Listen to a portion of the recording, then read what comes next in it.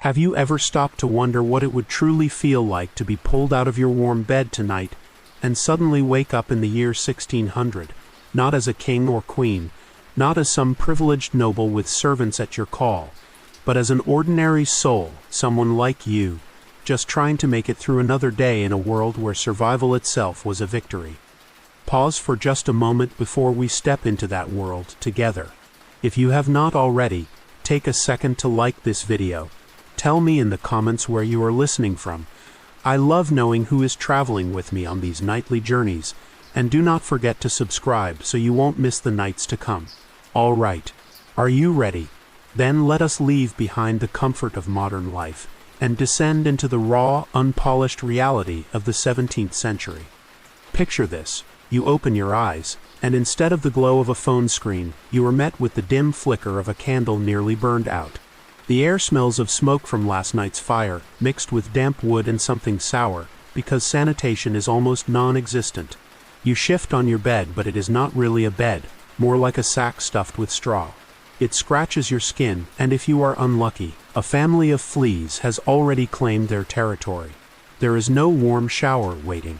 There is not even clean water in a jug.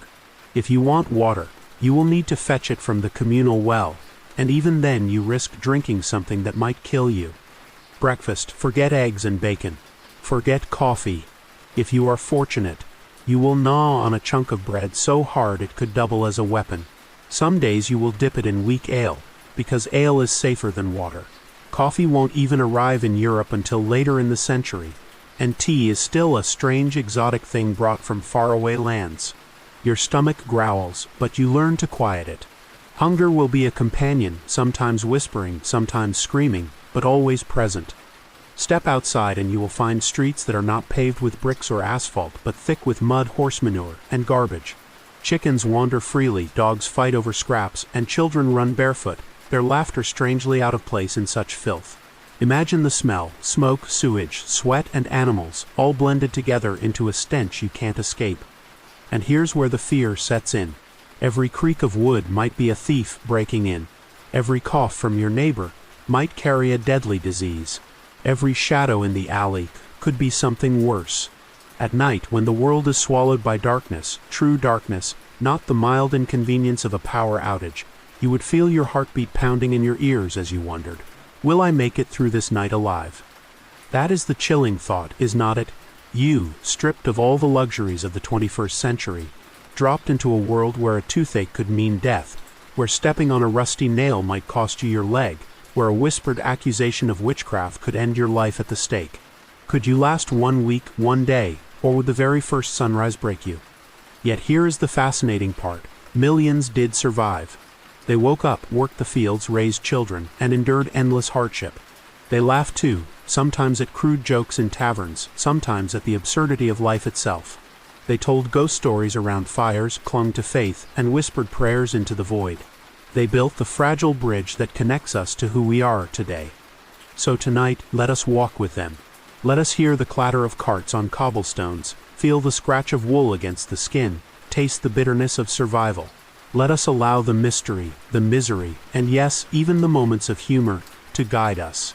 Because the 17th century was not just hard, it was unbelievably hard, almost unthinkably brutal, and yet profoundly human. Take a deep breath, steady yourself, and let us begin. Close your eyes for a moment and imagine this. Your stomach is rumbling, louder than the creak of the wooden floorboards beneath your bare feet. It is morning in the 1600s, and food is not waiting for you in the refrigerator, because, well, there is no refrigerator. There is no fridge, no microwave, no takeout app, and absolutely no late-night Taco Bell run. Hunger in the 17th century was not just an inconvenience. It was a constant companion, whispering into your bones. The very idea of what counted as food back then would make you pause. Bread was the staple, but not the kind of warm, fluffy bread you imagine when someone says fresh out of the oven. No, this bread was often made with coarse grains, sometimes mixed with ground-up beans, peas, or even bark if the harvest failed. It was dense, hard, sometimes moldy, and it could break your teeth faster than it could fill your belly. People sometimes softened it by dunking it into ale or watery broth, but that only masked the stale taste. Speaking of ale, yes, beer was safer to drink than water. But do not picture a crisp, cold pint from your favorite brewery. This ale was weak, flat, and often warm. It was not meant for enjoyment. It was survival. Even children drank it, because the water from wells and streams carried parasites and diseases that could kill. Imagine being 6 years old, waking up, and the first thing your mother hands you is not milk, but a cup of thin beer. Cheers, kiddo. Meat, if you had it, was a rare luxury. Chickens and pigs were too valuable alive, providing eggs and future piglets, so slaughtering them was done sparingly. Beef was usually salted to keep it from rotting, which meant it tasted like a block of salty leather. Fresh meat was eaten quickly before it spoiled, and refrigeration was not even a dream yet. Fish was common in some regions, but often salted or dried, leaving you thirsty after every bite. Now imagine winter. The harvest is gone, the earth is frozen, and whatever food you managed to store is running low. Cellars filled with root vegetables, turnips, onions, carrots become your lifeline. By February or March, those vegetables are wrinkled, sprouting strange growths, and taste about as appetizing as cardboard. If you are wealthy, maybe you have imported spices to cover the rot. If you are not, well, you eat it anyway, because the alternative is starvation. And yes, famine was not rare. Entire regions could go hungry when crops failed due to bad weather, pests, or war. People resorted to boiling weeds, grinding acorns, even chewing on shoe leather. Chroniclers of the time wrote of people fighting over dead animals in the streets. Imagine standing in line, stomach aching, and the only thing offered is thin gruel that looks more like dirty water than food. Would you eat it? Of course you would. You would have no choice. The fear of hunger haunted everyone, from the poorest peasant to the wealthiest noble. Even castles sometimes ran short, and while the lord might feast on roasted venison, his servants might gnaw on bones or scraps tossed from the table. And if you think fine dining saved the rich, think again. Wealthy kitchens were not immune to food poisoning, parasites, or spoiled meat masked with heavy sauces. Here's a thought experiment for you. Imagine yourself at a modern buffet with endless plates of pizza, sushi, salad, and dessert. Now imagine snapping your fingers and all of it vanishing, replaced with one crust of bread, one onion, and a cup of sour ale. Would you laugh, cry, or would you do what people in the 1600s did? Tighten your belt and say a prayer that tomorrow would be better. And through it all, humor survived. Jokes about terrible food made their way into taverns. One might hear a man say, "This bread is so hard, I could build a house with it." Another would laugh, not because it was funny, but because laughing was easier than crying on an empty stomach. Hunger was cruel, but it also forced people to become creative, resourceful, and oddly resilient. So, when you bite into your next soft bagel or juicy burger, pause for a second. Remember that just a few centuries ago, survival meant gnawing on stale bread and pretending it was enough. Your belly is still growling, but even if you find food, another shadow is always waiting: disease. In the 17th century, sickness was everywhere. It floated in the air, it lingered in the water, it crawled on your skin. People feared famine, yes, but they feared plague more. Imagine you are walking through your town, the muddy streets lined with crooked wooden houses, and suddenly you hear the church bells toll. Not once, not twice, but again and again. The sound is not for celebration, it is for death. Someone has died, and in this century, that means someone else will die tomorrow and the next day and the next. The most infamous visitor was the plague. The same Black Death that had ravaged Europe in the 1300s never truly disappeared. Outbreaks returned in waves through the 1600s. You would see people with black swellings under their arms or in their groin, oozing pus, burning with fever, delirious, crying out prayers. Imagine the horror of looking at your neighbor yesterday, alive and healthy, and today watching them covered in sores, shaking with chills, knowing you might be next. Doctors had little to offer. Their tools were as terrifying as the disease itself. They carried canes to poke at patients from a distance, wore the infamous beaked masks stuffed with herbs, believing the bad air carried death. If you saw such a figure walking down your street, it was not comfort. It was a sign that death had already entered your neighborhood. And it was not just the plague. Smallpox swept across communities, leaving children scarred or dead. Imagine a rash spreading across your body, then turning into pustules that scabbed, bled, and scarred for life. Survivors often carried marks on their faces, permanent reminders that they had stared death in the eyes. Tuberculosis, known as consumption, made its victims pale, thin, coughing blood until they wasted away. People did not understand germs. They did not know about bacteria or viruses. Instead, they blamed God's anger, curses, or even witches. If a child fell ill, families whispered that a neighbor had cast an evil eye. If fever swept through a village, the priest might declare it punishment for sin. Can you imagine the fear of being sick, not only because your body was failing, but because your soul was believed to be in danger? Hospitals existed, but they were places of despair. Beds crowded side by side, the smell of infection heavy in the air. No anesthesia, no antibiotics.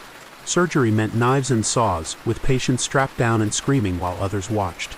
Many preferred to die at home rather than face that horror. And let us not forget the bizarre cures. Doctors prescribed bloodletting, cutting open your veins to let the bad humors drain out. They applied hot irons to the skin, made people swallow mercury or arsenic. If you were unlucky enough to have a toothache, a barber might yank your tooth out with pliers. No numbing, no hygiene. You might leave with one less tooth or one less jawbone. Now picture this, you wake up with a cough. Just a cough. In our world, you grab cough syrup or call a doctor. But in the 1600s, that cough could spiral into pneumonia, tuberculosis, or plague. There is no medicine cabinet, no antibiotics, no vaccine. Your family might watch helplessly, praying over you, placing onions on your chest or burning herbs around the bed. And all the while, you know, deep down you might not see another sunrise. Yet somehow people found ways to laugh. Jokes about doctors being worse than the disease were common. I went to the barber for a toothache, one man might say, and he cured me by removing 3 healthy teeth instead. Everyone laughs, not because it is funny, but because humor is armor. In a world where death walks beside you, laughter is the only way to pretend you are stronger. So the next time you sneeze, remember this: in the 17th century, a sneeze was not bless you, and a tissue, it was terror. Because disease was everywhere, and mercy was rare. You might think the scariest part of the 17th century was disease itself, but in truth, sometimes the so-called cures were even worse. Imagine you are sick, your body burning with fever, your family desperate to save you. Who do they call? A doctor. But in the 1600s, that word did not mean hope. It meant pain.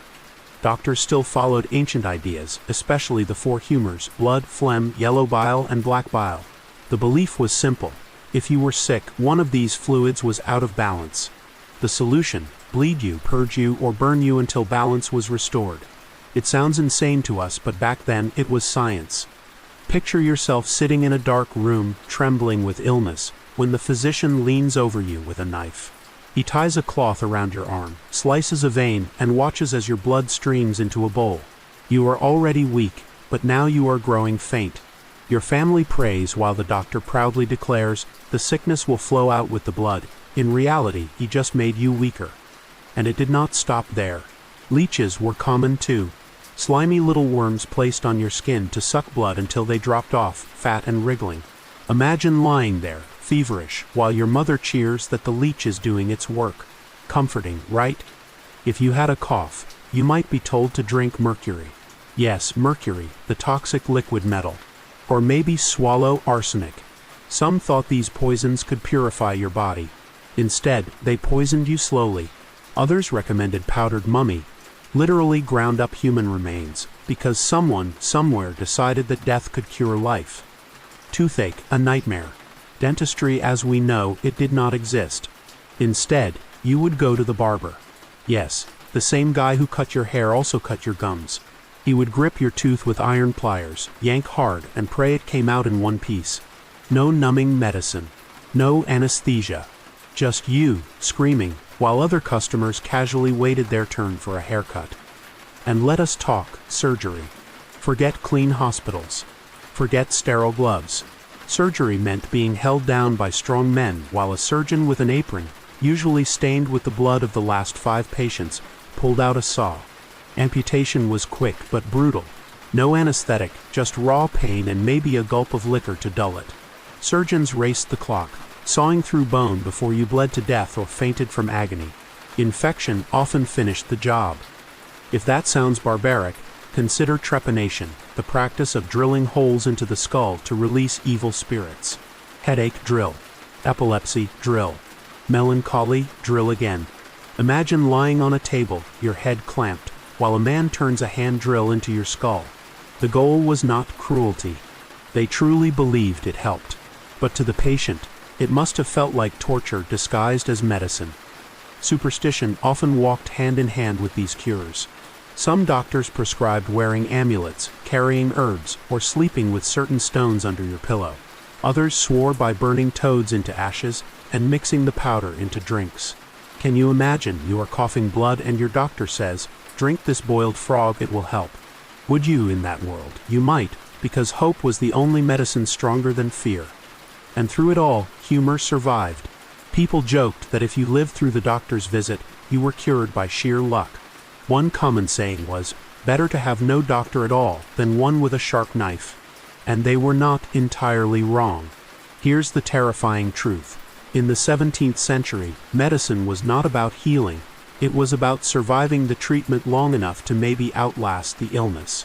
The doctor was both savior and executioner, and every visit was a gamble with your life. So the next time you swallow aspirin or lie calmly under anesthesia, think of this: only a few centuries ago, your best hope for survival was a man with a saw, a jar of leeches, and a very confident smile. Close your eyes again and imagine this. You have survived hunger, you have survived sickness, but now you must survive something far more powerful: belief. In the 17th century, religion was not just part of life. It was life. It was the air people breathed, the law they obeyed, the fear that shadowed every step. And at the center of it all stood one overwhelming image: the flames of hell. From the moment you were born, priests, pastors, or ministers told you that your soul hung in the balance. Every sin, every slip, every impure thought was a stepping stone toward eternal damnation. Imagine living each day with the certainty that one wrong move could doom you to an eternity of fire and screams. No lawyer, no appeal, just judgment. On Sundays, churches filled with villagers. The smell of damp wool and smoke clung to the air, candles flickered, and the priest's voice echoed against the stone walls. But his words were not gentle. They were thunder. "The wages of sin is death," he would cry, "and the wicked shall burn forever." As you sat there clutching your child, your heart pounded. Maybe you would skipped prayers last week. Maybe you would cursed when your crops failed. Was that enough to damn you? You did not know. And that uncertainty was worse than the hunger in your belly. The imagery of hell was vivid. Preachers described lakes of fire, devils with pitchforks, demons gnawing on sinners. And these were not bedtime stories. They were warnings. Parents told children, if you lie, the devil will drag you to hell. Imagine being 6 years old, trembling at night not because of monsters under the bed, but because of eternal flames waiting under the earth. Religion was not just spiritual, it was political. Churches controlled laws, taxes, and education. Questioning the church was not bravery. It was suicide. People were executed for heresy, burned at the stake, accused of blasphemy for as little as speaking against a priest. Imagine biting your tongue every time you had a doubt, because saying the wrong thing could literally kill you. And yet people found strange comfort in this fear. The threat of hell made heaven more desirable. The harder the sermons thundered, the tighter people clung to their rosaries, their psalms, their prayers. Faith was both a whip and a lifeline. Without it, life felt meaningless. With it, life felt terrifying, but at least it offered hope. Mystical elements blended into this world of faith. Angels were believed to walk among men, demons lurked in forests, saints performed miracles. To the 17th century mind, the boundary between heaven and earth was paper thin. A storm was not just weather, it was God's punishment. A sudden illness was not just biology, it was the devil's hand. Can you imagine living in a world where every event had cosmic meaning, where even a sneeze might spark whispers, "God bless you," or perhaps he is warning you? And then there were the rituals. Confession, fasting, pilgrimages, penance. People whipped themselves to atone for sins, walked barefoot across stones, starved themselves believing suffering here would lessen suffering in the afterlife. Humor sometimes slipped in. Villagers joked about the priest's sermons being longer than eternity itself. But beneath the laughter was dread. Let us play a thought experiment. Imagine you are sitting in your comfortable chair right now, scrolling through your phone.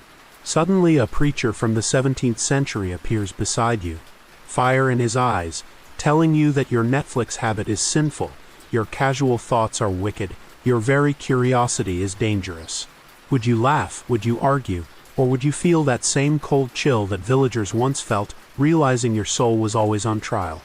Here's the paradox. Religion was a source of both fear and strength. It crushed people with guilt, but it also united them, gave them rituals, meaning, and a sense that even the hardest life had purpose. Without faith, perhaps many would have given up entirely. With it, they endured, but always under the shadow of hell. So tonight, as you drift deeper into this story, remember this. Hunger might kill the body, disease might destroy the flesh, but in the 17th century, fear of hell consumed the soul. And sometimes, that fear was the hardest burden of all. Hunger gnawed at your belly. Disease lurked in every cough. Religion weighed heavy on your soul. And now war. In the 17th century, war was not a distant rumor, something you saw on a screen during the evening news. War was the air you breathed, the road you walked, the shadow that never left. This was the century of the 30 Years' War, one of the longest and bloodiest conflicts in European history. From 1618 to 1648, armies trampled across towns and villages, leaving behind nothing but ashes. But even beyond that war, countless others raged: civil wars, peasant uprisings, border skirmishes. For ordinary people, war was not a headline. It was Tuesday. Imagine being a farmer. You rise at dawn to till your field, praying the harvest will feed your family. Suddenly, soldiers appear, ragged, hungry, armed with muskets and swords. They do not care that you work the land. They seize your grain, slaughter your livestock, burn your home. If you protest, you might be killed on the spot. If you survive, you are left with nothing but smoking ruins. The soldiers were not much better off. Many were mercenaries, fighting not for honor or patriotism, but for coin, often unpaid for months. They pillaged because they had to eat. Imagine that irony. You fear them, but they are starving too. The battlefield was not noble knights clashing in shining armor. It was desperate men hacking each other with dull swords, muskets misfiring, cannons booming, horses collapsing in the mud. And war was not just about soldiers. It swept up everyone. Women were often left behind, forced to defend homes, sometimes facing violence worse than death. Children grew up not with lullabies, but with the sound of gunfire and screams. Imagine being 10 years old, and the first toy you recognize is a broken musket abandoned in the dirt. The horror did not end with battle. Armies carried disease wherever they went: typhus, dysentery, plague. When they camped outside your village, death seeped in like smoke through the cracks. Even survivors of battles often died days later from infection or starvation. One soldier wrote in his diary that he saw more comrades fall to diarrhea than to bullets or blades. And yet, life had to go on. Villagers rebuilt burned houses, planted seeds in fields littered with bones, prayed in churches missing half their roof. Can you imagine trying to sleep at night, knowing that at any moment another army might march in? You would live with your shoes by the door, ready to run at the first sound of hooves. Here's a chilling thought experiment. What if you were dropped into the middle of the 30 Years' War? No modern army rations, no Geneva Convention, no Red Cross. Just chaos. Could you survive a night hiding in the woods, listening to gunfire echo across the hills, wondering if tomorrow would bring peace or a sword at your throat? And still, humor found a place. Soldiers joked that they were fighting for the right to starve in a different country.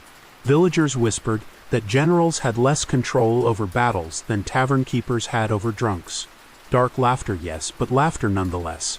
Because if you did not laugh, you would cry, and tears did not stop muskets. The 17th century was a world where war was not exceptional. It was normal. And for ordinary people, survival meant not winning battles, but simply avoiding them long enough to see another sunrise. You have survived hunger, you have dodged disease, you have prayed through sermons, and you have hidden from war. But what happens if you break the rules? In the 17th century, justice was not blind. Justice was bloody. And punishment was not only designed to correct behavior, it was designed to terrify. Imagine walking through the town square on a chilly morning. A wooden scaffold has been built, a crowd is gathering, and children are sitting on their parents' shoulders to get a better view. It is not a festival. It is an execution.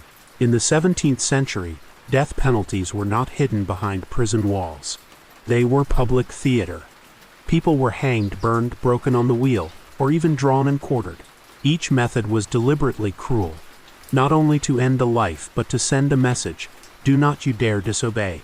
Picture a man tied to a post, flames licking at his feet while the crowd cheers or prays. The smell of burning flesh mingles with the smoke, and somewhere a child claps, not fully understanding what he is seeing. For him, this is normal. Hanging was common, but it was not quick.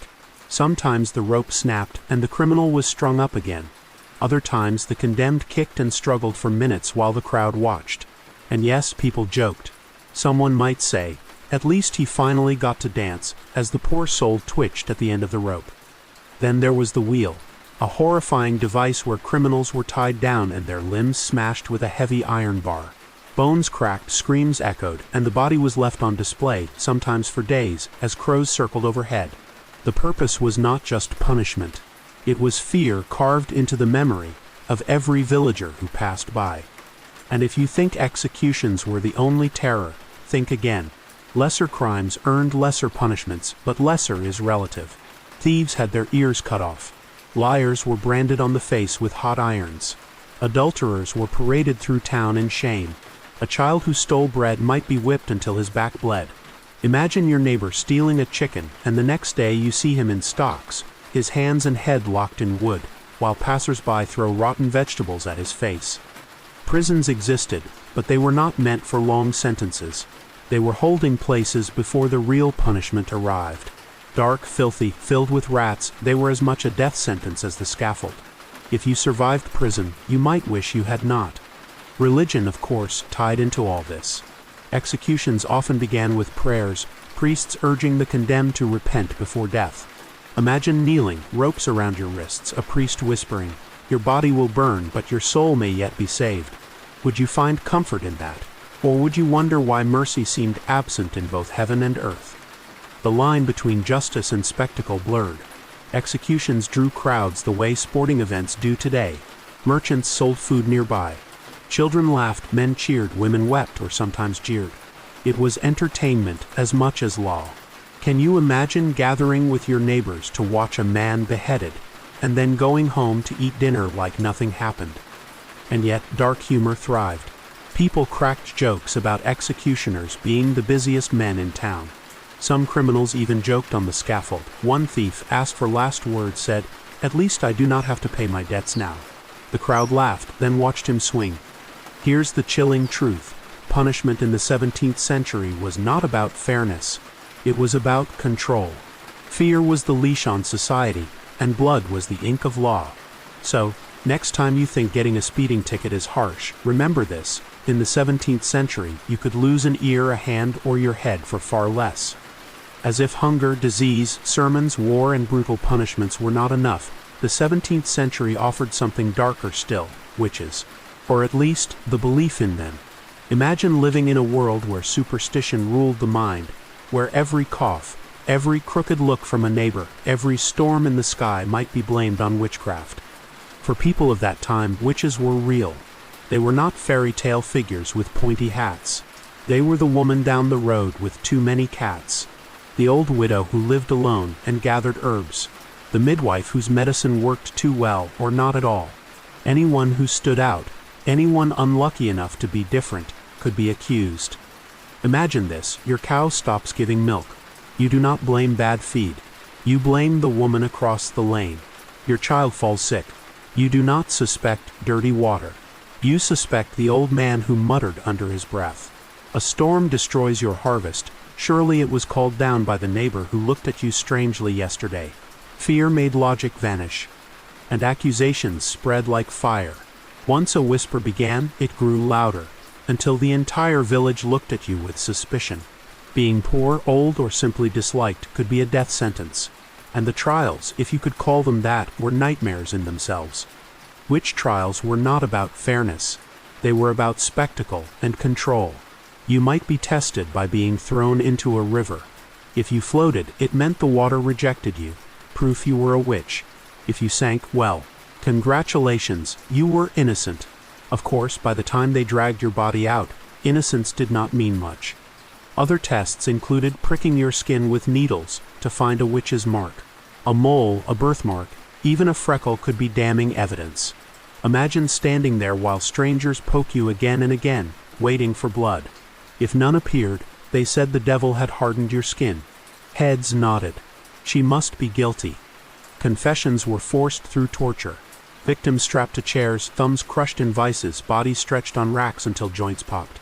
Desperate and broken, many confessed to impossible crimes, flying at night, dancing with demons, kissing the devil himself. And the court wrote it all down, proof of evil. Executions followed. Some were hanged. Others were burned alive, flames devouring them as the crowd prayed. In parts of Europe, entire towns lost dozens, even hundreds of people to these panics. Imagine walking through your village and seeing smoke rise from the square, knowing it was your neighbor, your aunt, your friend, condemned not for deeds but for suspicion. And yet, in all this terror, dark humor still surfaced. People joked that if your bread burned in the oven, it must have been your neighbor's curse. Or worse, that maybe you should accuse her before she accused you. Cynical, yes. But when fear rules, laughter becomes survival. Let us try a thought experiment. Imagine you are dropped into a 17th century village. You have modern clothes, modern speech, maybe even a phone in your pocket. How long before someone whispers that you carry the devil's device? 1 day, 1 hour, would you be dragged to trial because your strange magic mirror lights up when you press it? Chances are you would not last long. The witch hunts remind us of something terrifying. People feared what they did not understand, and they destroyed what they feared. In the 17th century, superstition was more powerful than reason, and suspicion could kill as surely as any sword. So, when you hear the word witch today, whether in a Halloween costume or a fantasy novel, remember that just a few centuries ago, that word meant terror, torture, and death. And for the unlucky, it was as real as the flames that consumed them. When you think of childhood, what comes to mind? Laughter, toys, birthday cakes, maybe Saturday morning cartoons. But in the 17th century, childhood looked nothing like that. It was not a golden age of innocence. It was a battlefield of survival, and children were often its smallest, most fragile soldiers. Imagine being born into a world where half of all children never made it to adulthood. Infant mortality was staggeringly high. A mother could cradle 3, 4, even 6 children, and still watch half of them die before the age of 5. Death lurked in fevers, in bad water, in accidents so simple we would barely notice them today. A cut, a cold, or a cough could be a death sentence. From the moment you could walk, you were expected to work. Childhood was not playtime. It was training for survival. Boys learned to plow fields, herd animals, and chop wood before their voices had even changed. Girls learned to spin, sew, cook, and care for younger siblings almost as soon as they could carry a bucket. Imagine being 8 years old and responsible for keeping your baby brother alive while your parents worked the fields. And toys, forget Legos or iPads. Toys were sticks, stones, maybe a rag doll if you were lucky. Games often reflected the harshness of life. Children played at mock battles, chased each other with sticks as swords, or tossed stones in contests. Injuries were common, but no one coddled you. If you got hurt, you were expected to shake it off and keep working. Education was rare. If you were wealthy, you might learn to read, maybe Latin, maybe even philosophy. But if you were poor, and most were, your education was the rhythm of labor and the sermons on Sunday. Letters and numbers mattered less than surviving the next winter. And discipline, it was harsh. Parents believed that sparing the rod spoiled the child. Whippings, beatings, scolding in front of the entire village, these were considered normal. Imagine making a mistake in your chores and being whipped, not because your parents hated you, but because they believed it might save your soul. But perhaps the greatest struggle of childhood was simply hunger. Children's stomachs ached just like adults, but their smaller bodies withered faster.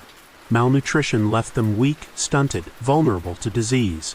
And yet somehow they still laughed. Accounts from the time tell of children playing in the dirt, their ribs visible, their clothes rags, and still they found joy in a game of chase or in blowing bubbles from mud. Let us try a thought experiment. Imagine you, at 6 years old, suddenly dropped into a 17th century village. No birthday parties, no candy, no cozy bedtime stories. Instead, you rise at dawn, carry water from the well, feed the pigs, and scrub clothes until your hands bleed. Could you handle that, or would you cry for home after the first hour? And yet, dark humor existed here too. Adults joked that kids were little adults in training, and that if they lived long enough, they would finally grow into their shoes. Some parents, hardened by loss, did not even name their children until they were sure they would survive infancy. Imagine being called simply the boy or the girl until you turned 5, as if your identity was on hold until you proved you could stay alive. But do not think children lacked spirit. They were resilient, mischievous, clever. They stole apples from orchards, raced through the mud, and whispered ghost stories in the dark. They clung to life with stubborn energy, and sometimes their laughter pierced the gloom like sunlight through storm clouds. Childhood in the 17th century was a trial by fire. It burned away weakness, sometimes literally consuming those too fragile to endure. But for those who survived, it forged strength, grit, and a sense of endurance we can barely imagine today. So, the next time you see a child glued to a tablet or complaining about broccoli, remember this: just a few centuries ago, children were not asked what they wanted for dinner. They were asked to milk the cow, chop wood, and pray they would see the next sunrise. By now you have trudged through famine, disease, sermons, war, punishments, and even the terror of witch hunts. But what if you lived not in a lonely village, but in one of the growing cities of the 17th century? Surely that would be better, more exciting, safer, cleaner. Not quite. Cities back then were anything but clean. In fact, they were cesspools of filth, chaos, and stench, so overwhelming you might wish you had stayed in the countryside. Imagine stepping into London, Paris, or Amsterdam in the 1600s. At first you were dazzled. Stone buildings rising higher than cottages, bustling markets, the clatter of carts, the chatter of merchants. But then it hits you, the smell.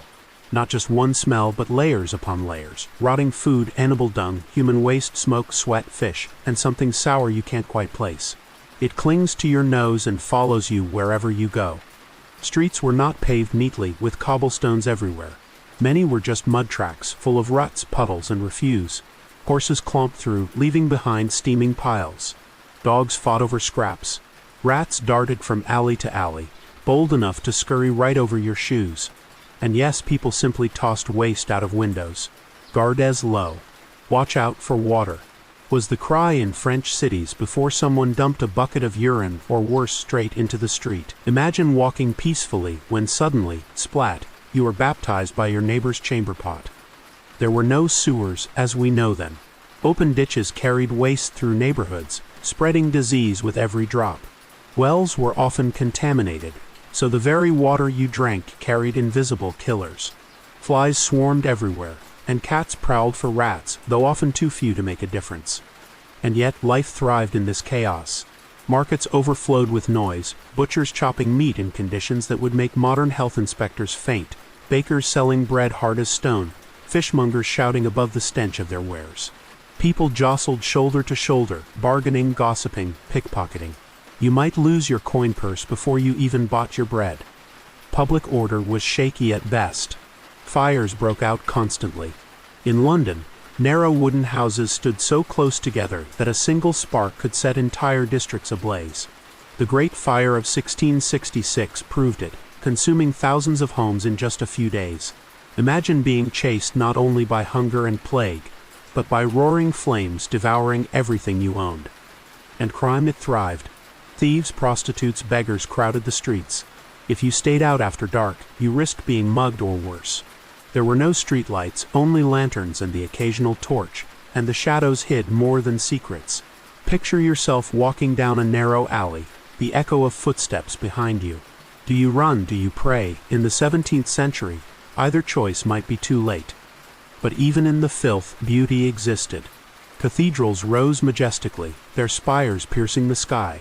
Palaces glowed with candles at night.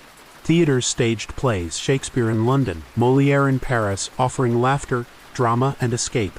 For a moment, you might forget the stink outside and lose yourself in a story. Let us try a thought experiment.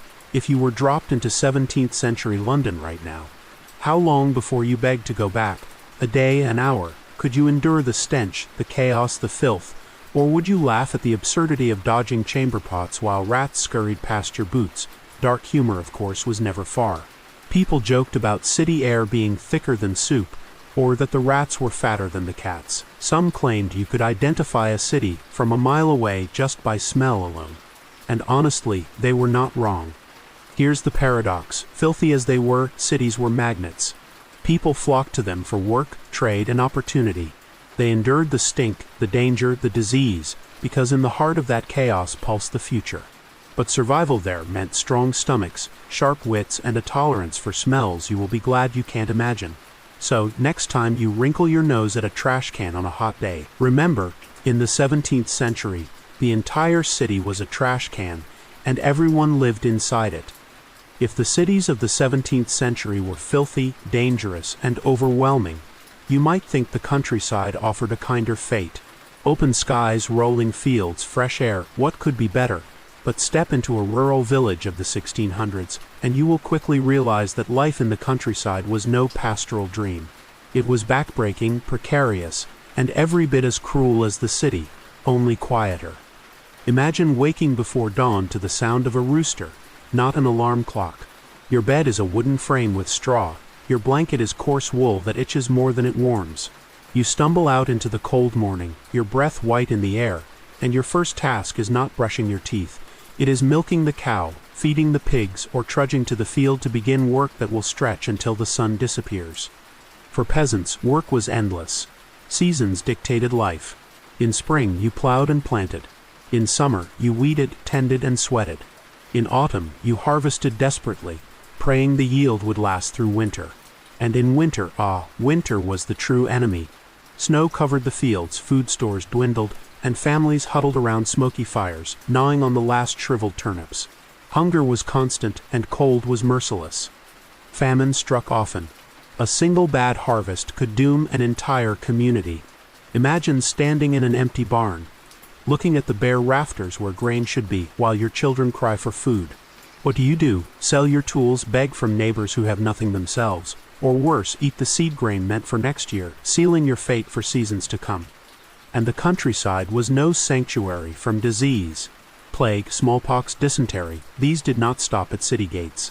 Villages were ravaged, sometimes even more so because help was far away. A single outbreak could erase half a village, leaving empty cottages and fields gone wild. Survivors buried the dead in shallow graves, praying the sickness would not spread further. Homes were small, dark, smoky. Chimneys were primitive or absent, so smoke from fires filled the air, stinging eyes and lungs. Floors were dirt, damp and uneven, crawling with insects. Privacy was non-existent. Entire families, sometimes with livestock, slept in the same single-room hut. Imagine trying to rest while chickens peck at your feet and a pig snorts beside your bed. And clothing, it was practical, not pretty. Rough wool patched again and again, stiff with dirt and sweat. Shoes, if you had them, were heavy and uncomfortable. Many children went barefoot, even in winter, their feet red and raw from the cold. Religion dominated here too. Priests told villagers that their suffering was God's will, that hunger and hardship purified the soul. People clung to faith because it was the only explanation that gave meaning to misery. Without it, despair might swallow them whole.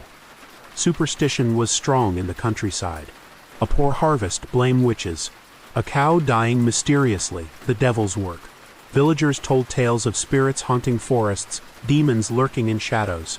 On long winter nights, people huddled by fires, whispering ghost stories that blurred the line between belief and imagination. For children, bedtime was less about comfort and more about nightmares given voice.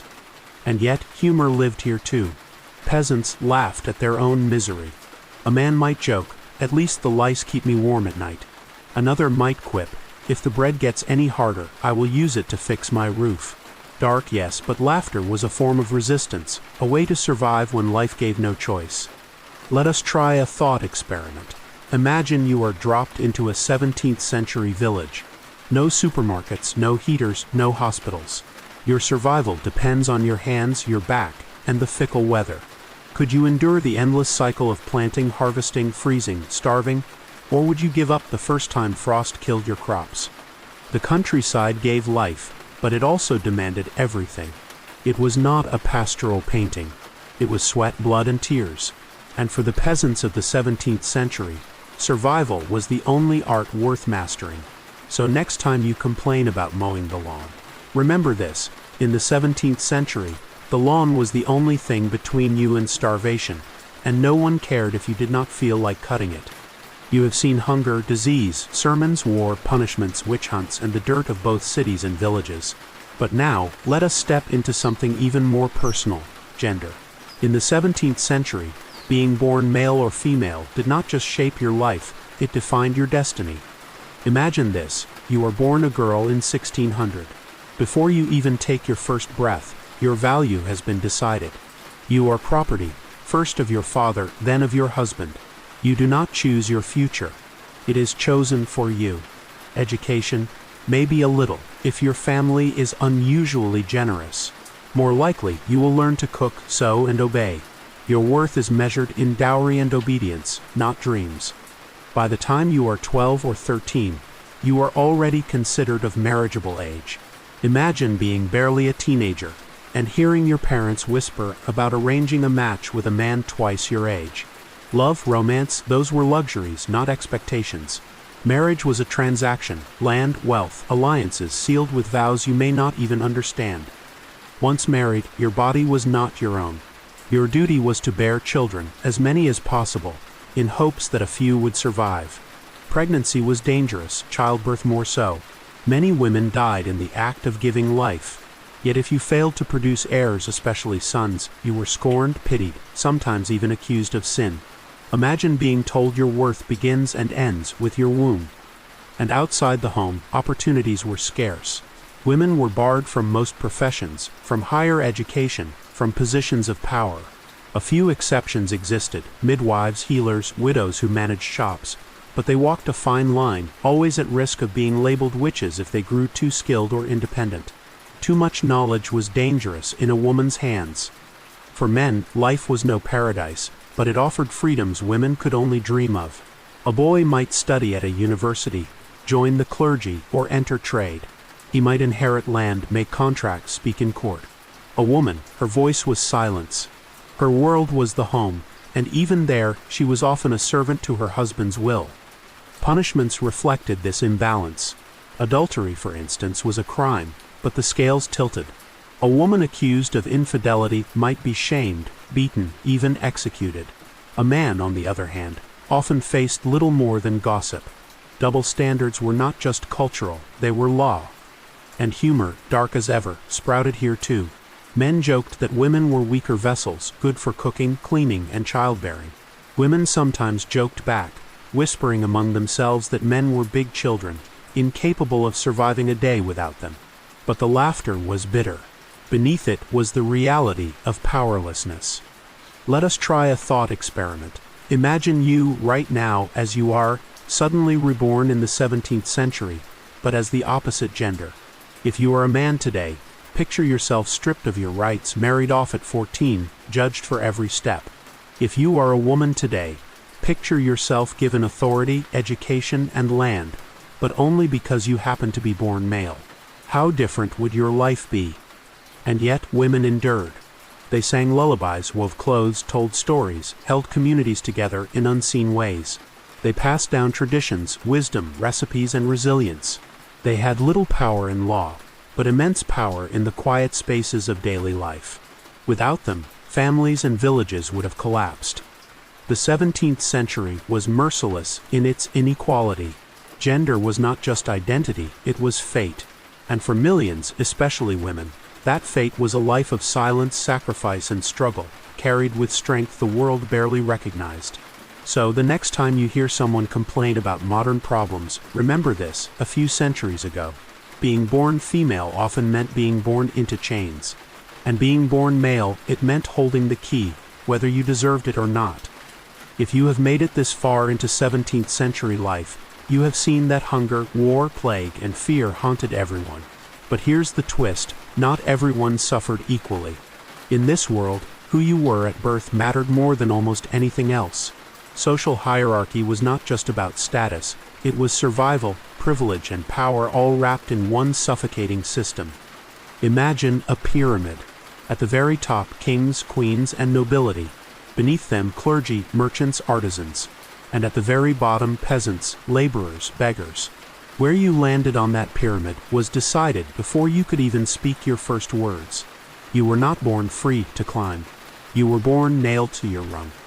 If you were noble, life looked almost heavenly compared to the mud-soaked existence of peasants. Silk clothes, feasts with roasted meats, palaces with gilded walls. Servants lit your fires, dressed you, even emptied your chamber pot. Imagine being served wine while downstairs a hungry farmer starved in the same village. It was not fair, but it was accepted. Nobles believed their blood was different, better, ordained by God himself. But do not envy them too quickly. Being noble meant living under constant scrutiny. Marriages were arranged for alliances, not love. Your life was not yours, it was your family's political tool. One wrong move at court could ruin generations. Imagine smiling politely at a banquet, knowing one misplaced word might cost your family its land or your head. For clergy, the church offered both refuge and power. Priests and bishops often wielded more influence than soldiers, deciding what was sin and what was law. But their lives were not equal either. A village priest scraped by in poverty, while higher clergy feasted like kings. Religion was supposed to unite, but hierarchy even split the holy. Merchants were the rising stars of the 17th century. Trade boomed: spices, silks, tobacco, sugar. A clever merchant could amass wealth that rivaled nobility. But wealth did not always buy respect. Imagine working yourself ragged building a fortune, only to have a noble sneer that your bloodline was still common. The tension between old aristocracy and new money was constant, simmering beneath the surface. Artisans, blacksmiths, tailors, and carpenters lived in the middle, skilled, respected, but never powerful. They built the tools, the clothes, the homes, yet were trapped in their station. Their hands shaped the world, but their names were forgotten. And then the peasants. The base of the pyramid. They toiled from dawn to dusk, fed everyone else, and received little in return. Rent, taxes, tithes, burdens piled on their backs until they bent low. They were the nameless crowd, the faceless mass, always replaceable, always expendable. Imagine being told your only purpose was to sweat and obey. Social mobility, nearly non-existent. A peasant remained a peasant. A noble remained a noble. Rare exceptions existed. A soldier might rise through valor, a merchant through wealth, a scholar through genius, but for most, the ladder was broken before they could even climb. And punishments for defiance were harsh.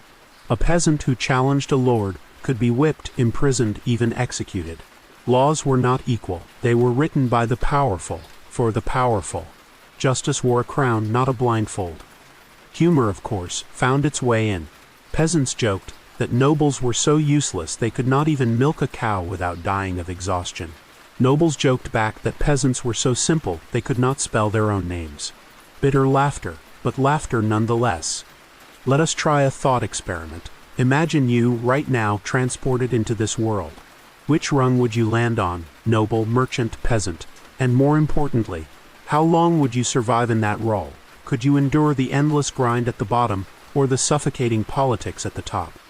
Here's the truth. 17th century society was not just divided, it was cemented. Every meal, every word, every step you took reminded you of your place. And if you forgot it, someone above you would remind you quickly, usually with a whip, a sneer, or a law. So next time you complain about office politics or social cliques, remember, in the 17th century, the entire world was one giant clique, and where you were born determined if you feasted at the table or starved outside the door. Today, you can hop on a plane, buckle your seatbelt, watch a movie, and cross an ocean in hours. Even a road trip means gas stations, motels, and GPS guiding your way. But in the 17th century, travel was no adventure. It was a gamble with your life. Every road, every mile, was a test of endurance, luck, and sheer stubbornness. Imagine leaving your village for the nearest town. It might only be 10 or 20 miles away, but that meant hours, sometimes days of walking. Roads were not neat highways. They were muddy tracks, full of ruts, rocks, and puddles that could swallow a cartwheel whole. Rain turned them into swamps, summer baked them into cracked stone, and winter froze them into jagged death traps. And danger lurked everywhere.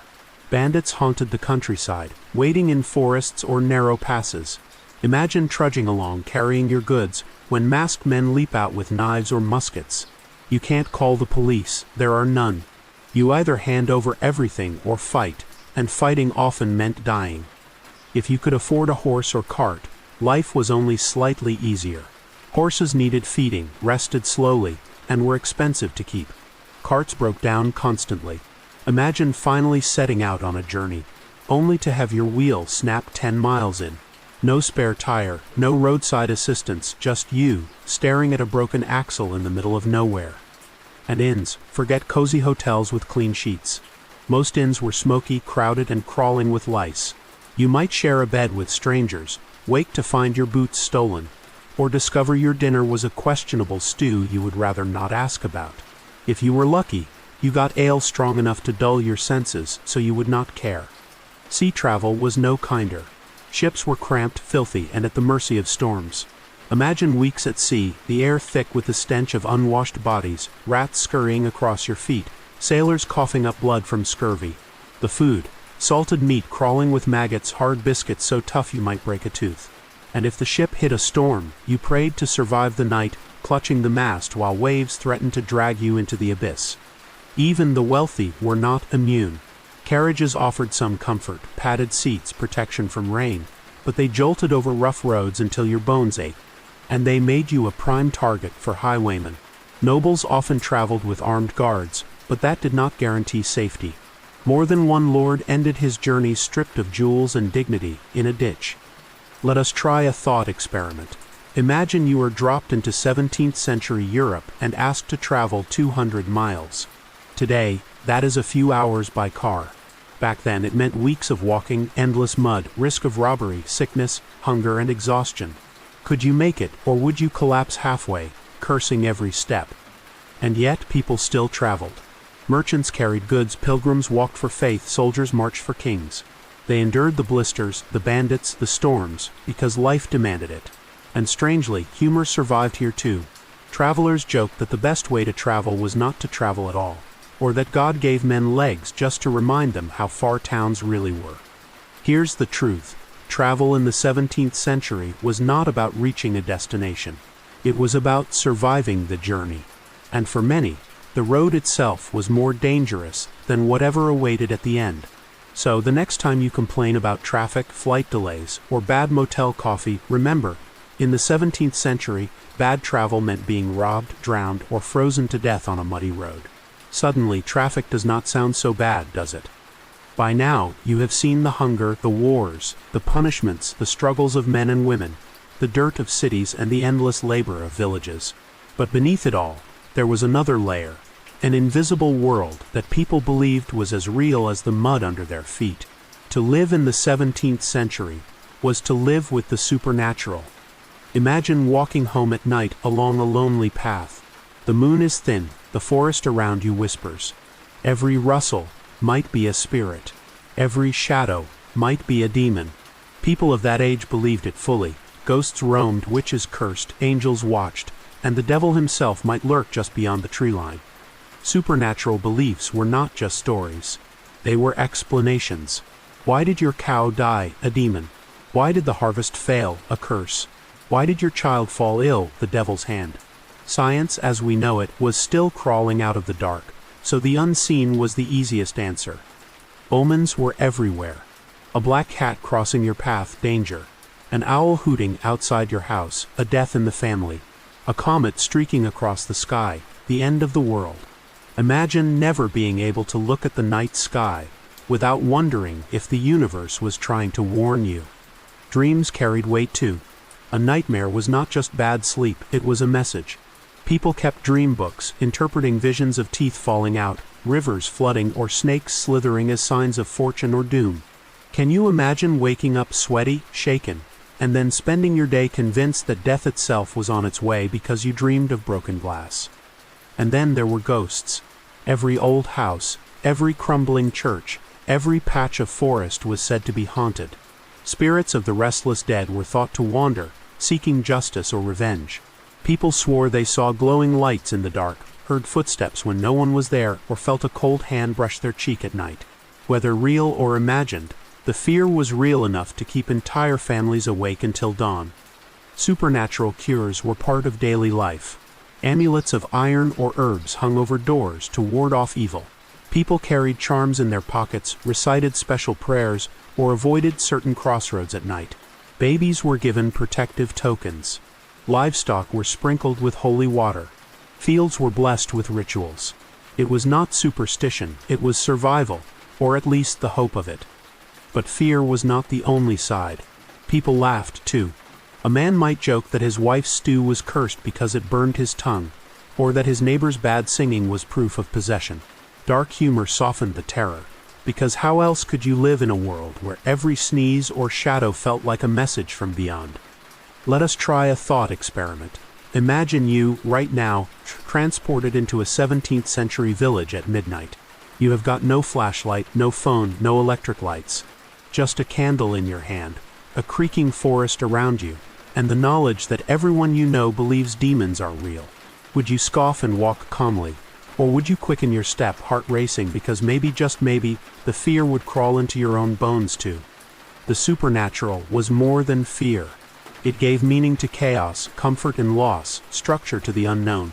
In a world where so much was brutal and unexplained, people turned to ghosts and omens not because they were foolish, but because they needed answers. So next time you laugh at a superstition, throwing salt over your shoulder, knocking on wood, remember, in the 17th century, those tiny acts were not silly. They were shields, thin as paper, against a world where the line between reality and nightmare was razor thin. Work. The word today might mean an office cubicle, endless emails, or long Zoom calls. But in the 17th century, work was not about careers or promotions. It was survival. Every muscle, every hour, every drop of sweat was the price you paid just to keep living. For peasants, labor began before the sun rose and did not stop until long after it set. Imagine your hands blistered from plowing fields with wooden tools, your back bent from carrying water across uneven ground. There were no tractors, no machines, just your body, animals, and endless repetition. Fields had to be cleared, sown, weeded, harvested over and over again.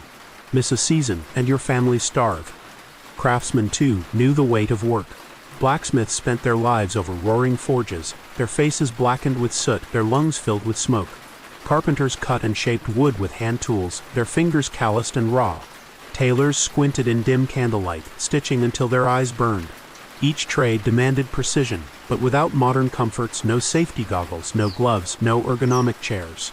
Injuries were not possibilities. They were guarantees. And the work was dangerous. Mines swallowed men in darkness, choking them with dust and collapsing without warning. Sailors labored on ships, climbing ropes in storms, their lives dangling from frayed lines. Farmers risked infection from wounds, exhaustion from sun and cold, and starvation if the weather betrayed them. Imagine working a 12-hour day, only to realize that no matter how hard you labored, nature might still decide your fate with a single storm. Women's labor was just as relentless, though often invisible. From dawn to dusk they cooked, cleaned, washed, spun, sewed, and cared for children. Buckets of water had to be hauled from wells, clothes beaten clean in icy rivers, meals cooked from scratch over smoky fires. And childbirth itself was labor in the truest sense, painful, dangerous, often deadly. Yet it was rarely acknowledged as work. It was simply expected. Children were not spared. A boy of 6 might scare crows from fields all day, while his sister carried wood or water until her arms ached. Playtime was stolen between chores, if it existed at all. Childhood was a short apprenticeship for adulthood, and adulthood was an endless job. And there were no days off. Sundays might bring church, but the labor of survival never really paused. Animals had to be fed, fires stoked, fields tended. Vacations, holidays, unheard of. The only real break came with sickness or death, and neither was much of a relief. Let us try a thought experiment. Imagine you, right now, had to trade your job for 17th century labor. No computers, no weekends, no work-life balance. Could you endure endless days in the field, breaking your back for a loaf of bread, or hammering iron until your hands bled, knowing one mistake could cripple you for life? And yet, humor still crept in. Farmers joked their fields were cursed, craftsmen grumbled that their tools hated them, sailors swore the sea itself was out to kill them. A worker might laugh that his cow was smarter than his master, or that at least the cow gave milk in return. Bitter jokes, yes, but laughter was sometimes the only wage they received. Work in the 17th century was not about fulfillment or ambition. It was not about climbing a ladder or following your passion. It was about keeping hunger, cold, and death at bay for one more day. So, the next time you complain about emails piling up or meetings that drag too long, remember, 4 centuries ago, work stress meant the choice between breaking your body or breaking your family's chance of survival. Suddenly, Monday mornings do not seem so bad. When you think of home, maybe you picture a cozy couch, a fridge full of food, heating in winter, air conditioning in summer. But in the 17th century, home meant something entirely different. For most people, it was a cramped, smoky, damp shelter that barely kept out the cold and rarely felt safe. Imagine a one-room hut with a thatched roof. The walls are wattle and daub, sticks smeared with mud and straw. The floor, dirt. Packed earth that turns to mud when it rains, dust when it dries. You share this space not just with your family, but sometimes with your animals too. Chickens peck at crumbs underfoot. A pig snuffles in the corner. Privacy, forget it. The hearth was the heart of the house, but it was also its curse. Without proper chimneys, smoke from cooking fires filled the room, burning your eyes and lungs. People coughed constantly. Babies slept in smoky cradles, their tiny lungs already scarred. And fires were not just uncomfortable, they were deadly. Thatched roofs and wooden walls caught flames easily. Entire villages sometimes burned down because one spark leapt too far. Furniture was sparse. A wooden table, a few stools, maybe a straw mattress if you were lucky. Bedding was rough wool or old rags. Lice and fleas infested everything, your clothes, your hair, your sheets. Imagine lying down at night, itching constantly, knowing there was no escape. And then there was the cold. Winters crept through the cracks in walls and roofs. Families huddled together, layering what little cloth they had. You might wake up with frost on your blanket, your water bucket frozen solid beside the bed. Heating the whole house was impossible, so people heated themselves instead by piling close, by sleeping with animals, by hoping the fire did not go out overnight.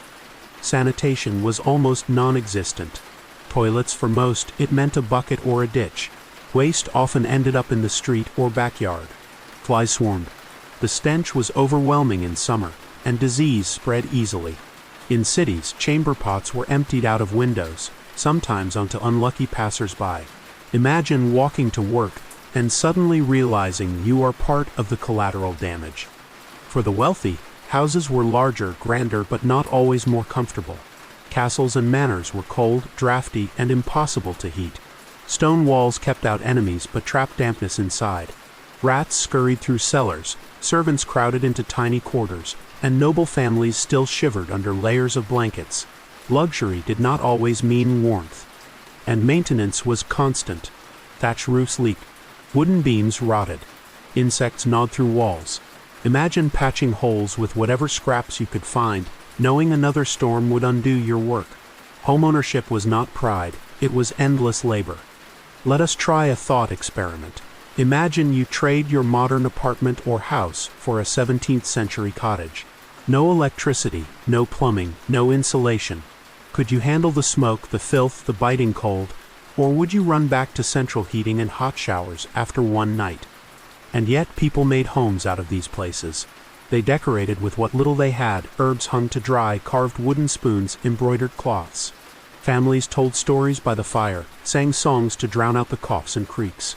A home was not comfort, it was survival. And survival, in its own way, was beautiful. Of course, humor still survived even here. People joked that fleas were more loyal than friends, or that the smoke from the fire was the 17th century perfume. Bitter laughter, yes, but it was laughter nonetheless. So the next time you step into your climate-controlled home, turn on the lights and flop onto a soft mattress, remember this, 4 centuries ago.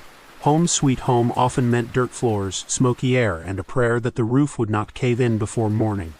When you get sick today, you might head to a pharmacy, take antibiotics, or see a doctor who knows exactly what is wrong. But in the 17th century, Medicine was a battlefield of superstition, guesswork, and outright torture. Illness was not just dangerous, it was terrifying, because the cure could be as deadly as the disease. Imagine waking up with a fever in 1600. Your body aches, your head burns. You pray for help, and the village physician or barber surgeon arrives. His tools, knives, saws, leeches, and a healthy dose of confidence. Diagnosis was not based on lab tests. It was based on the theory of humors: blood, phlegm, black bile, and yellow bile. If you were sick, it meant your humors were imbalanced. The solution: drain, purge, or bleed you until balance returned. Bloodletting was the most common treatment. The doctor ties your arm, slices open a vein, and lets the blood drip into a bowl. Imagine being weak with fever, and then watching your lifeblood drain away while the physician nods sagely, insisting it will make you better. Sometimes patients fainted. Sometimes they died on the spot. But at least the humors were balanced. Leeches were another favorite. Slimy creatures placed on your skin, sucking until they swelled. Doctors believed they pulled out bad blood. In reality, they often left wounds infected. But hey, at least your illness had company. And then there were purges. If bloodletting did not work, you might be given harsh laxatives or emetics to force your body to vomit or empty itself violently. Imagine lying doubled over, writhing in pain, convinced you are dying, because the doctor insists your sickness must exit one way or another. Surgery. Do not even think about anesthesia. Operations were done with nothing but alcohol to dull the pain, or a stick to bite down on. Amputations were quick and brutal, the surgeon sawing through flesh and bone in minutes.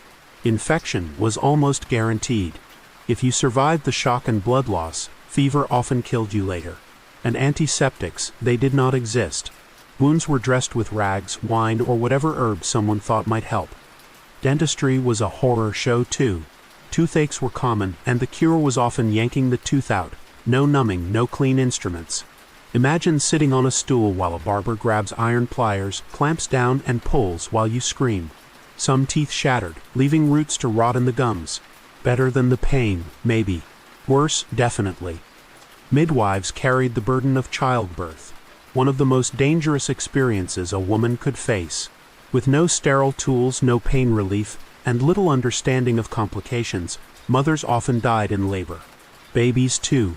A difficult birth meant prayers, hope, and sometimes desperate measures that did more harm than good. The miracle was not that people died, it was that anyone survived at all. And of course, remedies were often mixed with superstition. Powdered bones, dried toads, crushed pearls, or even human fat were prescribed. Amulets were worn to ward off illness. Astrology charts were consulted to time treatments. Imagine your doctor telling you to swallow ground-up emeralds, or wait until Mars moved out of Scorpio before cutting open your abscess. It sounds absurd today, but back then it was science. Humor, as always, existed even in this misery. People joked that doctors had 3 cures: bleed, purge, or bury. Others quipped that the only difference between medicine and poison was the size of the spoon. Grim laughter, yes, but laughter nonetheless. Let us try a thought experiment. Imagine you are transported into the 17th century and catch a cold. Do you trust the local physician, knowing he might bleed you half to death? Or do you avoid treatment, gambling that your body can fight it alone? Either choice could end badly. Medicine in the 17th century was not healing, it was survival roulette. Each treatment was a roll of the dice, where the cure could kill as easily as the illness. So, the next time you complain about waiting too long at the doctor's office, remember this: 400 years ago, the wait was not the problem. The problem was whether you would walk out alive. Justice. The word today might conjure up images of fair trials, judges in robes, and the belief that everyone deserves a chance to defend themselves. But in the 17th century, law and justice often meant fear, spectacle, and brutality. Courts were not places of fairness. They were theaters of power, and the audience was your entire community. Imagine standing accused of a crime: theft, blasphemy, witchcraft, or even something as small as insulting the wrong person. You are hauled before a local magistrate. There are no defense attorneys, no jury of peers in the modern sense. The judge may already have made up his mind before you even open your mouth. Trials were quick, sometimes lasting only minutes. Evidence, often flimsy, sometimes non-existent. Witnesses might lie out of spite. Confessions were prized, and if you did not give one, torture could loosen your tongue. Iron boots crushed feet, thumbscrews splintered bones, and racks stretched bodies until joints popped. Under that kind of pain, anyone would confess to anything. And punishments were designed not just to penalize, but to terrify. Theft might mean losing a hand. Blasphemy might mean the pillory, a wooden frame locking your head and hands in public while townsfolk hurled rotten food, rocks, and insults. More serious crimes brought hanging, burning, or breaking on the wheel, a gruesome method where your limbs were shattered one by one. Justice was not blind. It was bloody. Even small infractions could bring humiliation. Drunk in public, you might be forced to wear a shame mask, a metal contraption shaped like a pig's head or with a long tongue parading you through town. Gossiping too much, you could be gagged with an iron bridle called a scold's bridle, locked over your mouth while people laughed. Imagine being punished not with prison, but with a walking, living meme for your entire community. And remember, justice was not equal. A noble who stole might face a fine. A peasant who stole might face the noose. Gender, class, and connections mattered more than guilt or innocence. The scales of justice tilted heavily in favor of the powerful. Public executions were events. Crowds gathered to watch hangings, beheadings, and burnings as if they were theater. Vendors sold food. Parents brought children. Imagine death as entertainment, your final moments cheered and jeered by hundreds. Some condemned even gave speeches, hoping to leave behind words more lasting than their broken bodies. Let us try a thought experiment. Imagine you are in the 17th century and accused of stealing a loaf of bread. Do you deny it, risking torture? Do you confess, hoping for mercy? Or do you run, knowing that capture could mean your hand chopped off? None of these choices end well, but those were the choices people faced. Of course, humor existed even here. People joked that judges carried two pockets, one for bribes, one for verdicts, or that justice was just a fancy word for whatever the Lord wants. Dark, bitter humor. But when law was terrifying, laughter was a tiny rebellion. Law and justice in the 17th century were not about fairness. They were about control. They reminded everyone where power lay and what happened if you crossed it. So, the next time you get a speeding ticket or sit through jury duty, remember, 400 years ago, justice might have meant being whipped, tortured, or executed in front of your neighbors. Suddenly, traffic court does not sound so bad. When you think of childhood, maybe you picture toys, cartoons, playgrounds, and birthday parties. But in the 17th century, childhood as we know it did not really exist. Kids were not seen as little people with dreams and playtime. They were seen as small adults, tiny workers, tiny servants, and often tiny graves waiting to happen. From the moment a child could walk, they were put to work. Imagine being 6 years old and sent to the fields to scare crows, or hauling water from a well heavier than your own body. Girls stitched, cooked, and watched younger siblings. Boys learned trades or followed their fathers into labor. There were no lazy summers, no after-school activities. Work was the activity, all day, every day.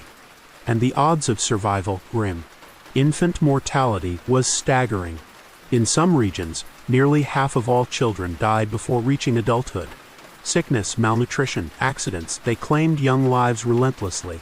Parents often did not name their children until months after birth, fearing they would not survive. Imagine loving a newborn while bracing yourself for the likelihood of burying them before their first birthday. Education was a privilege, not a right. A few boys from wealthy families might attend school, learning Latin, scripture, and arithmetic.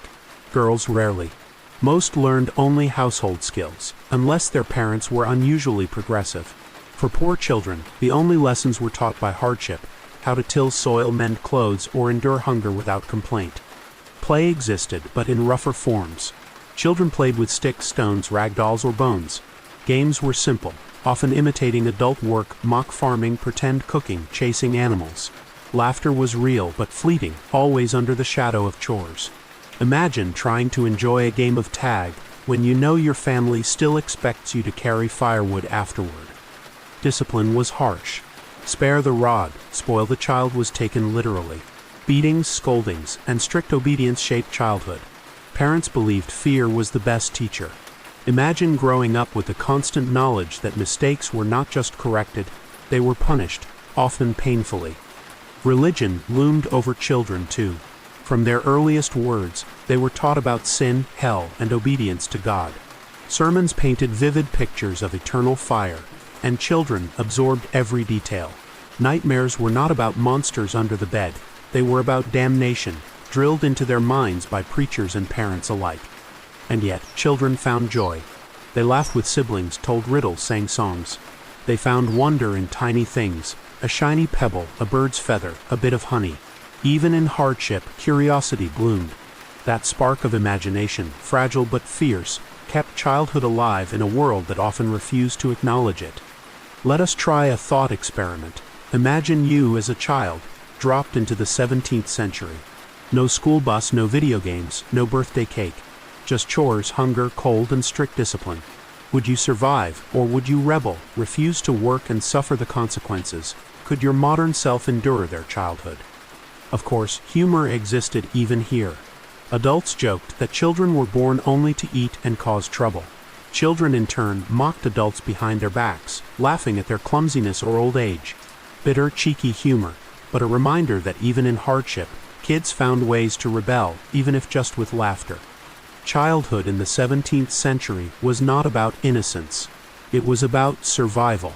And for the rare few who made it to adulthood, their resilience was forged in hardship from the very start. So the next time you see a child playing on a swing set or glued to a cartoon, remember this: 400 years ago, childhood was not a playground. It was a battlefield, and not everyone made it out alive. If you lived in the 17th century, religion was not just something you did on Sundays. It was everywhere, in everything, shaping every choice, every law, every thought. To question it was dangerous. To ignore it was impossible. Religion held the world in an iron grip. Imagine waking up each day to the sound of church bells. They did not just mark time. They reminded you of who ruled your soul. Priests and ministers were not just spiritual guides, they were community leaders, judges, even spies for the state. The church was in your home, in your fields, in your very imagination. For ordinary people, faith was both comfort and terror. Sermons spoke of God's love, yes, but more often of his wrath. Sin was everywhere. Too much laughter, sin. Sleeping in on Sunday, sin. Questioning scripture, dangerous heresy. People lived with constant fear that one wrong step might damn them to eternal fire. Confession and penance were routine. Imagine standing before a priest confessing your darkest thoughts, hoping for forgiveness but also terrified of punishment. Gossip could become evidence, doubt could become crime. In many regions, religious courts had as much power as kings. And religion did not just guide morality, it dictated politics. Wars were fought between Catholics and Protestants, tearing Europe apart. Villages burned, neighbors slaughtered neighbors, all in the name of the true faith. Imagine watching armies march through your town, not for gold or land, but because your prayers sounded different from theirs. The grip extended into daily habits. What you ate, when you fasted, how you dressed, all shaped by religious rules. Festivals followed the church calendar. Marriages needed church approval. Even your death was controlled. Without last rites, people feared your soul would wander forever. Art, too, was under the church's watch. Paintings, plays, and books had to respect religious limits. Writers who dared question too boldly risked censorship, exile, or worse. Imagine being a curious thinker, bursting with ideas, and knowing one wrong word could mean prison, or the stake. Children grew up steeped in this. From cradle to grave, religion whispered, shouted, demanded. Hellfire sermons filled their dreams, prayers structured their days, and guilt wrapped itself around even their smallest mistakes. Childhood was not about play. It was about learning obedience to both parents and God. Of course, humor survived even here. People whispered jokes about priests who drank too much, or about saints who seemed suspiciously human in their flaws. But these jokes were whispered carefully behind closed doors. Public laughter at religion could land you in shackles. Let us try a thought experiment. Imagine you are transported into the 17th century as your modern self, full of questions and independence. Could you stay silent while priests thundered about sins you do not believe in? Could you nod along while neighbors accused someone of heresy for missing church once? Or would your skepticism earn you a quick trip to court and maybe the gallows? Religion's grip gave people meaning, yes, but it also chained them. It offered hope while demanding obedience, promised heaven while threatening hell. It bound communities together while tearing nations apart. So the next time you skip church on a Sunday, scroll on your phone instead of praying, or question a religious rule, remember 400 years ago, that simple choice could have cost you your freedom, your reputation, even your life. When you picture entertainment today, you might think of movies, music, streaming, video games, or sports arenas filled with thousands of fans. But in the 17th century, entertainment looked and smelled very different. Leisure was rare, precious, and often brutal. For the poor, fun was simple, because it had to be. After long days of labor, people gathered in taverns, drinking ale or cheap wine until their worries blurred, singing bawdy songs, telling jokes, and trading gossip past the hours. Imagine the floor sticky with spilled beer, the air thick with smoke, laughter rolling like thunder, half joy, half desperation. Games were popular, though gambling often made them dangerous. Dice, cards, and cockfights were common. Men bet away money, food, even clothing. Imagine losing your boots in a tavern game and walking home barefoot through the mud. For some, the thrill of risk was worth it. For others, it meant hunger and shame. Public festivals offered rare bursts of color. Seasonal fairs brought markets, jugglers, musicians, and dancers. People wore their best clothes, ate roasted meats, and for one day pretended life was not misery. But festivals could also turn wild. Drunken brawls broke out, pickpockets worked the crowds, and sometimes riots erupted. Entertainment and chaos danced side by side. Theater flourished in certain places. In London, Shakespeare's plays were still remembered, though theaters faced criticism from moralists who claimed they corrupted souls. Imagine sitting in a packed wooden playhouse, the smell of sweat and ale all around, while actors in elaborate costumes performed tales of kings, lovers, and fools. For a few hours, audiences escaped reality, though the fleas and lice likely followed them into the seats. Sports and physical contests were brutal. Bear baiting and bull baiting drew huge crowds. Imagine a chained bear tormented by dogs as people cheered. Today, it sounds barbaric. Back then, it was entertainment. Boxing matches, wrestling, and fencing duels also drew spectators, with blood often spilling before the crowd's delighted eyes. Music was everywhere. Villagers played fiddles, flutes, and drums at gatherings. Dances were lively, with stomping feet and clapping hands echoing into the night. Songs carried stories, humor, and sometimes rebellion. Even the poorest homes had voices lifted in song, a reminder that joy can bloom in even the darkest soil. For children, play was rough but inventive. They played tag, marbles, and simple ball games. They made toys from sticks and rags.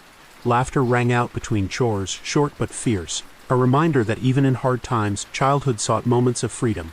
Of course, leisure carried danger. Drinking too much could lead to fights, gambling to ruin, festivals to violence. But people craved escape, even knowing the risks. Life was too short, too harsh, not to steal moments of joy. Let us try a thought experiment. Imagine yourself in the 17th century after a week of endless work. Would you spend your coin on a mug of ale, knowing it might mean less bread tomorrow? Would you cheer at a play, laugh at a festival, or watch animals fight to the death? Or would you stay home, clutching your hunger, afraid that joy itself was too costly? And yet, humor always shone through. People joked that ale cured all sadness, or that fleas in the theater were part of the show. Bitter, sharp humor, but a reminder that laughter was sometimes the only medicine they had. Entertainment in the 17th century was not about distraction. It was survival. It gave people a chance to breathe, to forget the hunger and fear, even for a moment. So the next time you binge watch a show or complain about concert ticket prices, remember, 400 years ago, entertainment might have meant watching a bear torn apart, or laughing in a smoky tavern until your last coin was gone. And maybe, just maybe, you would still walk home smiling, barefoot, broke but alive. When you open your fridge today, maybe you see milk, eggs, fruit, takeout leftovers, or even a pint of ice cream waiting for you. But in the 17th century, the idea of a fridge, or even reliable food, was unthinkable. What you ate depended not on what you wanted, but on what you could grow, hunt, or scrape together. and sometimes that meant very little. For the poor, bread was life. Dark, coarse bread made from rye, barley, or whatever grain was cheapest formed the base of most meals. Meat was a luxury, rarely seen outside of festivals. Imagine eating the same rough loaf every day, so dense you could use it as a weapon, washing it down with thin ale because water was too dangerous to drink. Vegetables existed, but not as you know them. Potatoes, for example, were not yet common everywhere in Europe. Instead, peas, beans, cabbages, and turnips filled the table when they grew. In bad harvest years, people survived on whatever they could dig from the earth, sometimes even grass or tree bark when famine struck hardest. Protein often came from small things: eggs if the hens survived, fish if the rivers allowed, cheese if the cow had not starved. But shortages were constant. Imagine splitting a single dried fish among a family of 6, praying it stretched far enough to quiet the children's hunger for one night. For the wealthy, diets were richer: meat, sugar, imported spices, and wine. Tables groaned with roasted boar, venison, or fowl, alongside pastries dripping with honey. But even luxury had its risks. Without refrigeration, food spoiled quickly. Nobles ate elaborate feasts only to suffer food poisoning, gout, or worse. In fact, gluttony was a kind of slow poison for the rich. Preservation was everything. Salted meat, smoked fish, pickled vegetables, and hard cheeses filled pantries. Salt itself was so valuable it was sometimes called white gold. Imagine pouring salt on everything, not for taste, but to keep it from rotting before winter. Your tongue burned, your body swelled, but you were alive. And then there was hunger. Famine swept through Europe often, triggered by bad weather, war, or plague. Fields lay barren, stores emptied, and people ate whatever they could find. Rats, dogs, even leather shoes were boiled into thin, desperate soups. Imagine gnawing on a strip of boiled leather, convincing yourself it was food because your stomach refused to stay silent. Drinks were no safer. Water was often contaminated, carrying disease. Most people drank weak ale, cider, or watered-down wine instead. Even children. Imagine sending your 6-year-old to school with a mug of beer because it was safer than water. Sobriety was not the norm. Mild intoxication was. Sugar was a new obsession for the rich, shipped from colonies overseas. Cakes, candies, and sweet wines filled noble banquets. But sugar also rotted teeth with shocking speed. Portraits from the time often show nobles with blackened, missing teeth, a price of luxury. Humor, of course, found its way here too. Peasants joked their bread was so hard it could patch a roof. Nobles laughed that their cooks killed more guests than soldiers. Bitter jokes, but they kept people sane while chewing through meals that were sometimes closer to punishment than pleasure. Let us try a thought experiment. Imagine you, right now, at a 17th century dinner table. The food is rough bread, weak ale, maybe a thin cabbage soup. Would you eat gratefully, or gag at the lack of flavor? Could you survive on the same handful of meals day after day, year after year? Food in the 17th century was not about taste. It was about survival. Every bite carried the weight of uncertainty, the hope it would be enough to last another day. So, the next time you scroll through delivery apps or complain your takeout is late, remember, 400 years ago, dinner might have been bark beer, and prayers that tomorrow would be kinder. Death. Today it feels distant, something that happens in hospitals, hidden behind sterile curtains. In the 17th century, death was everywhere, on the streets, in the fields, in your home. It was not a stranger. It was a constant companion. Life expectancy was brutally short. Many never reached adulthood. Children died from fevers, mothers from childbirth, fathers from accidents in the fields or war. If you lived past 40, you were considered old. Imagine blowing out the candles on your 30th birthday and realizing half your neighbors might already be in the ground. Plague and disease cut through towns with merciless speed. Smallpox scarred faces or killed outright. Typhus, dysentery, and influenza swept through villages. Without modern medicine, even a simple infection could be a death sentence. A cut on your hand, a toothache, or a fever might mean your coffin was already being measured. And death was not just physical, it was visible. Funerals were constant. Church bells tolled daily. Graves filled quickly, sometimes in mass pits when epidemics struck. Imagine walking past rows of fresh mounds every week, each one a reminder that tomorrow could be yours. War claimed countless lives too. The 17th century was an age of brutal conflict. The 30 Years' War alone killed millions. Soldiers, peasants, even children caught in the crossfire died in droves. Fields once green became wastelands of bones. Death marched with every army, and it did not care which side you were on. Accidents were just as deadly. Fires consumed whole neighborhoods. Drowning was common, few could swim, and rivers were unforgiving. Falls, animal kicks, or a simple slip with a blade could end a life in seconds. Imagine living where every task, lighting a fire, walking on ice, chopping wood, could kill you without warning. Religion tried to give comfort, but it also fueled fear. Sermons described heaven, yes, but dwelled far longer on hell. People worried not just about dying, but about dying unprepared, without confession, without last rites, without the right prayers. Death was not just an end. It was the beginning of eternal judgment. And yet, people adapted. Death was woven into daily life. Children played in graveyards, adults joked about mortality, and families kept skulls or bones as reminders. Memento mori, remember that you must die, was carved into art, jewelry, even household items.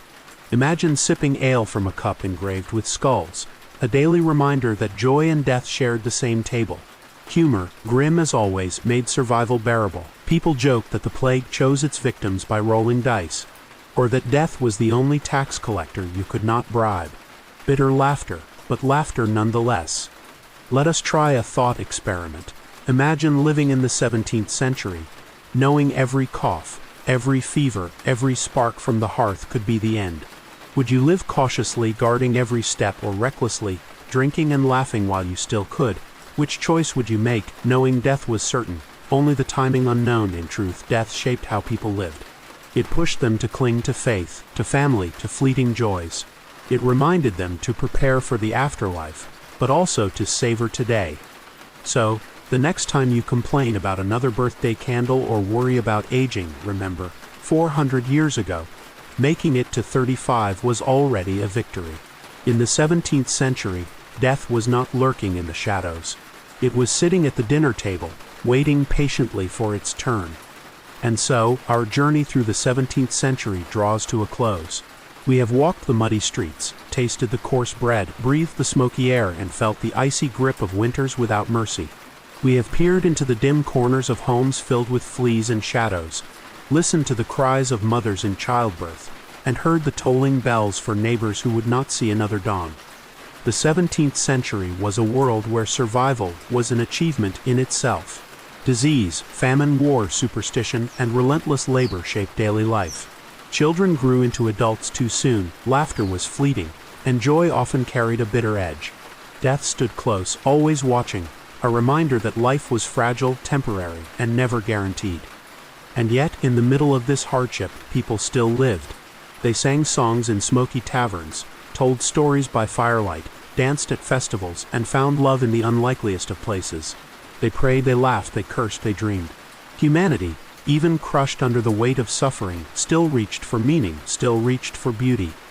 Perhaps that is the most extraordinary part. Not that life was so unbearably hard, but that people endured it and even thrived in ways that surprise us. They built cities, painted art, wrote poetry, discovered science, fought for faith, and passed down traditions that still shape our world. The 17th century was brutal, but it was also the soil from which modern life eventually grew. Now let us ask the question that lingers after such a journey. If you were dropped into that century, stripped of your modern comforts, could you survive? Could you carry water at dawn, endure hunger, bow to the iron grip of religion, or risk torture at the hands of justice? Would you find the strength to laugh in the face of death, or would despair claim you quickly? This is not just a historical question, it is a human one. Because when you strip away our phones, our cars, our medicine, our endless distractions, what remains is the same raw human spirit that burned in the 17th century. Survival, hope, fear, laughter, love. Those things connect us across the centuries. So the next time you grumble about slow Wi-Fi, about traffic jams, or about your coffee being the wrong temperature, pause for a moment. Imagine trading places with someone in the 17th century. Your worst day might have been their miracle. Your frustration might have been their dream. And maybe, just maybe, that reminder can help us see our lives today not as burdens, but as privileges. Before we end tonight's story, let me thank you for listening, for imagining, for stepping with me into a world that feels both alien and familiar. These journeys only come alive because you are here, leaning in, letting the story settle into your thoughts. And now, I would love to hear from you. Which part of 17th century life shocked you the most? Was it the medicine, the justice, the food, or the ever-present shadow of death? Could you see yourself surviving even a week back then? Share your thoughts in the comments. I read every single one. And of course, if you enjoyed this journey, please take a moment to like this video, subscribe to the channel, and share it with someone who loves history, mystery, or just a good story before bed. Your support keeps these nights alive. As the bells fade, as the fire burns low, let us carry one last thought into our dreams. Life today may not be perfect, but compared to the 17th century, it is a miracle. Sleep well tonight knowing that your mattress is soft, your water is clean, your lights are bright, and your tomorrow is, hopefully, long and waiting. Good night, my fellow traveler. Until the next story.